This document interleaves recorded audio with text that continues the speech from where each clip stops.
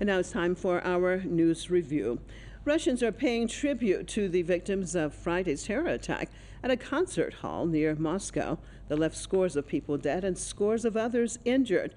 Well, people are laying flowers and lighting candles in memory of the 137 people who lost their lives. Authorities say the death toll may rise as many of the wounded remain in critical condition. 4 main suspects, all Tajik nationals, have been arrested. And according to a court statement, 2 of the detainees have already pled guilty. They all have been remanded in pretrial custody until May the 22nd. On Saturday, President Vladimir Putin said the assailants were nabbed while attempting to escape to Ukraine. However, Kiev rejected the notion that it was involved in the incident. The attack has been the deadliest since the 2004 Beslan school siege that ended with 334 deaths.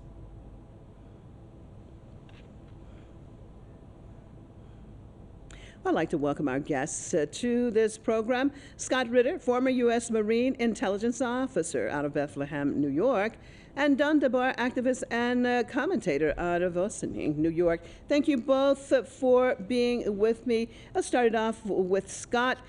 Scott, your assessment of the situation. Now, you hear that those who have been arrested were Tajik or are Tajik nationals.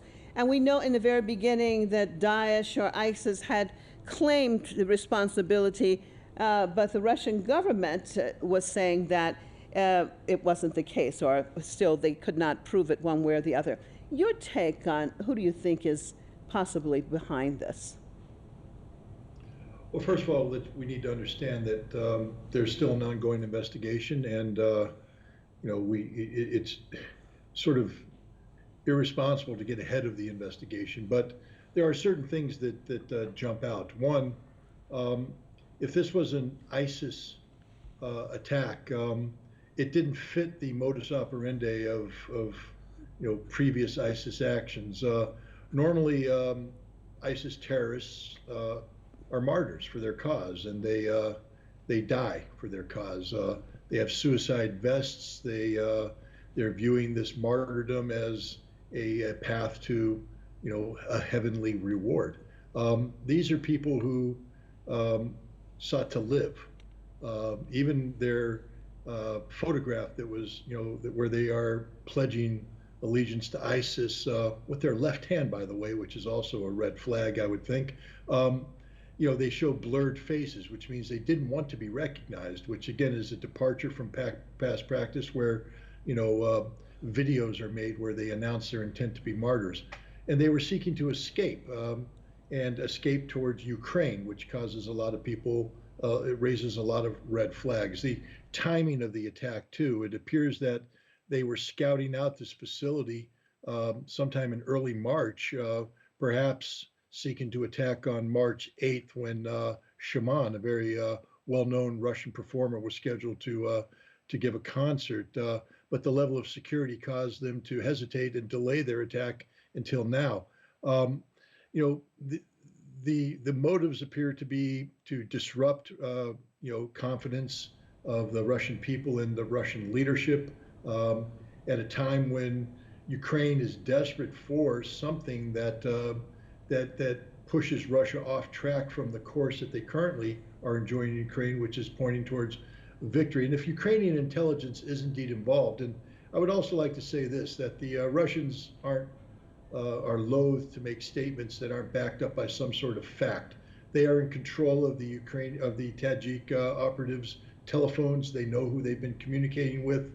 They know an awful lot more about what's going on than is made publicly aware. So the Russian president to commit to a theory of Ukrainian involvement, it probably means that there's a lot more information about Ukrainian involvement. If Ukrainian intelligence is involved, then there's no doubt that the United States CIA was at least peripherally aware of this attack and maybe played a part in facilitating some of the Ukrainian the preparations for this attack. So I think right now, we need to be leaning towards Ukrainian involvement over ISIS involvement and CIA knowledge over American innocence. Well, Don, your take on this. I mean, with every situation, we always look at, again, who benefits and who would not. And in this situation, we had just seen the re-election of President Putin in a landslide in Russia. And also, we see the, basically, as our previous guest was talking about, their actually becoming or seemingly on the road to victory over Ukraine. So, in your perspective, now, as Scott said, looking at possibly U.S. involvement or CIA involvement with Ukraine, your thoughts on that?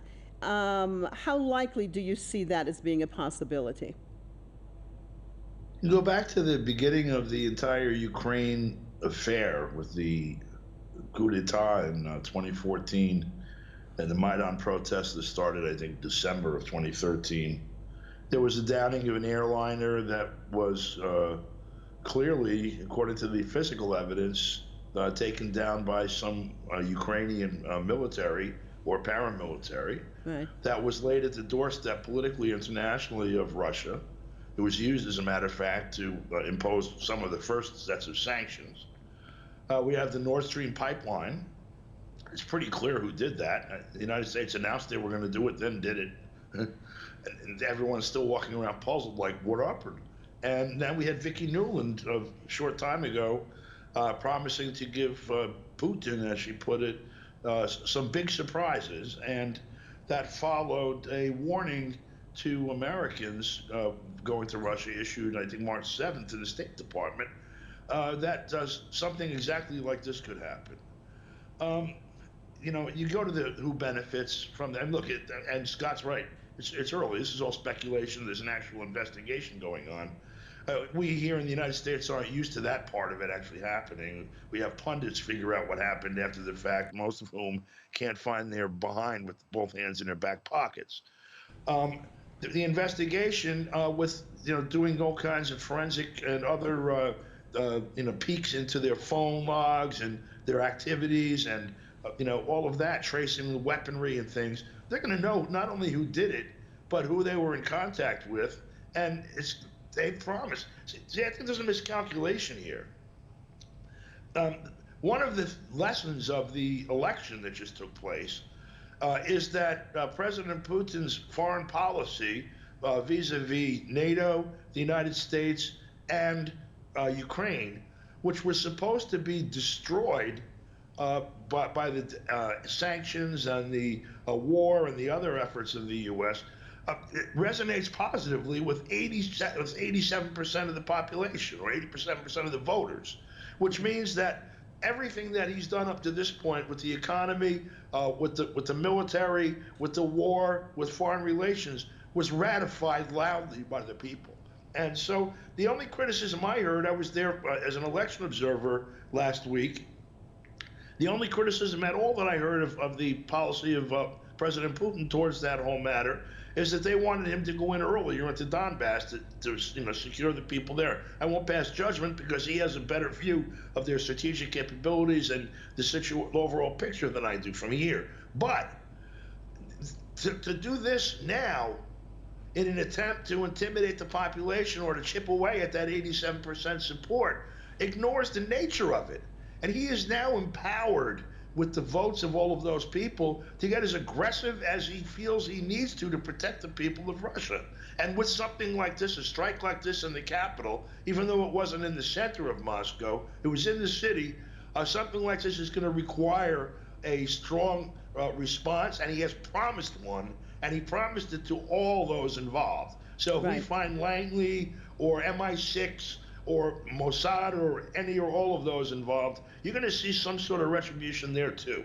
All right, and on that note, I thank both of you for being with me here on this news review. Scott Ritter, former U.S. Marine Intelligence Officer, and Don DeBar, activist and commentator.